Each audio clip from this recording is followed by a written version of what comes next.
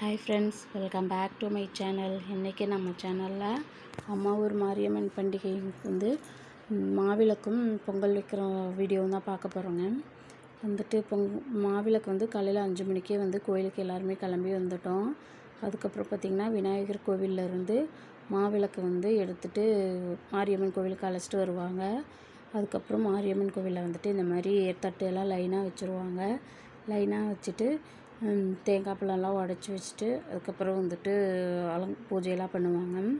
ஒவ்வொரு வருஷமும் ஒவ்வொரு மாதிரி டிஃப்ரெண்ட்டாக ஒவ்வொருத்தவங்களும் டெக்கரேட் பண்ணிட்டு வருவாங்க. மாவிளக்குக்கு பார்த்திங்கன்னா சிலர் வாழை மரத்துலலாம் வச்சுட்டு வந்திருந்தாங்க. இது எங்களுக்கு புதுசாக இருந்துச்சு. எங்கள் ஊர் சைடெல்லாம் வாழை மரத்துலலாம் வைக்கவே மாட்டாங்க.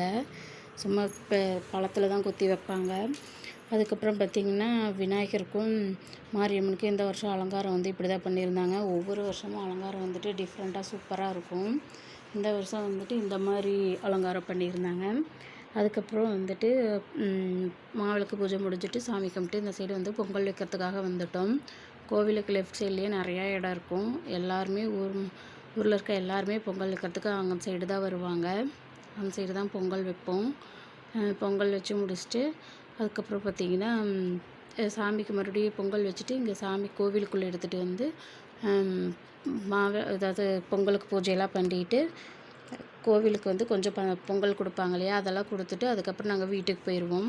வீட்டுக்கு போயிட்டு அப்புறம் இன்றைக்கெல்லாம் நான்வெஜ் தான் எல்லாம் சமைச்சு சாப்பிட்டுட்டு அப்புறம் வீட்லேயே இருந்துட்டு அப்புறம் ஈவினிங் தான் கோவிலுக்கு வருவோம். அதாவது ஈவினிங் நைட் ஆயிரும்.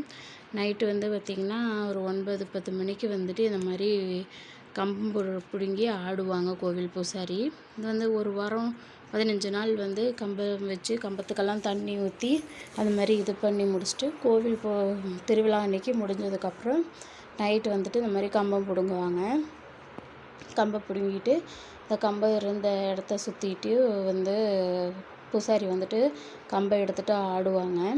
அவர் மட்டும்தான் கம்பை வச்சுட்டு ஆடுவாருங்க. மற்றவங்களாம் சும்மா பின்னாடி கூட போவாங்க. அப்புறம் பின்னாடி ஆடுவாங்க.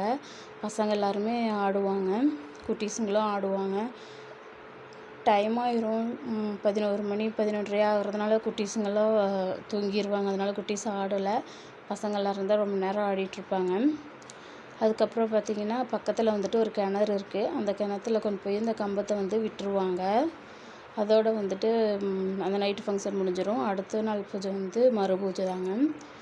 அவ்வளோதான் முடிஞ்சது நிகழ்ச்சி. தேங்க்யூ ஃபார் வாட்சிங்.